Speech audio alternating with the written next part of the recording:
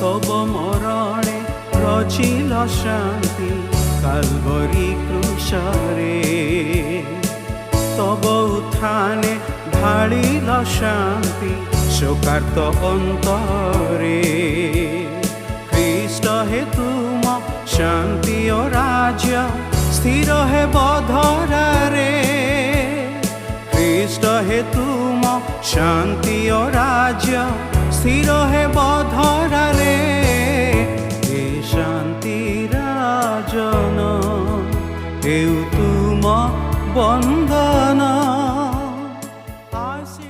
प्रिय श्रोता बंधु प्रभु श्री कृष्ण पवित्र नाम आपको शुभेच्छा। लूक लिखित सुसमाचार 19 अध्याय 10 पदरे आम मैंने पाठ करूँ कारण जहाँ हजि अच्छे ता खोजी रक्षा करने को मनुष्य पुत्र आसी अछंते।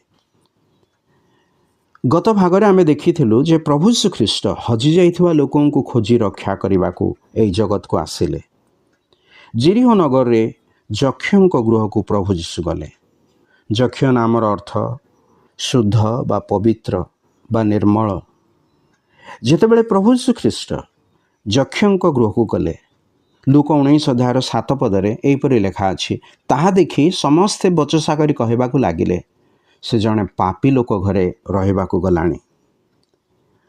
जक्षों नामर अर्थ तो शुद्ध बा पवित्र किंबा कहबा आमे जे से निर्मल थिले नामरे मात्र लोके तांको कहूथिले से जड़े पापी लोक।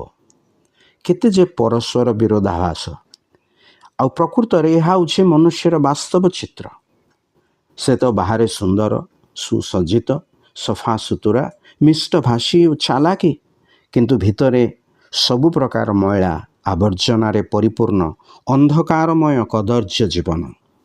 मनुष्य निजर एही पाप को मार्जना करिबा पई दान धर्म करे शुचि स्नान करे कर्मकांड करे इत्यादि इत्यादि। पवित्र बाइबल रे स्वयं ईश्वर कहते प्रभु सदा प्रभु कहते यद्यपि तुम्हें आपना को सोरारे धौत कर और बहुत साबुन लगाओ तथापि आम्भ दृष्टि रे तुम्भ अधर्म चिन्हित हो रही अछि। तेबे एहीपरि अवस्था थिबा मनुष्यर के किछि आशा रही। हाँ प्रभु श्रीख्रीष्ट तो एथिपाई मार्ग प्रस्तुत कले। आपना मृत्यु और पुनरुत्थान द्वारा से ताहा करिसेंते।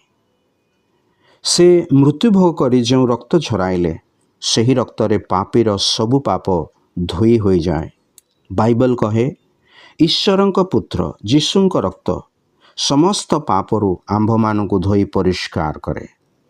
प्रिय बंधु आपण निजर पापरु मुक्त हेबाकू एवं एक पवित्र जीवन पाइबाकू चाहूछंती कि प्रभु श्रीख्रीष्ट निकट को आसतु ताहांकु प्रभु त्राणकर्ता रूपे ग्रहण करंतु। एथिपाई ईश्वर आपनकु सहाय्य करंतु। धन्यवाद।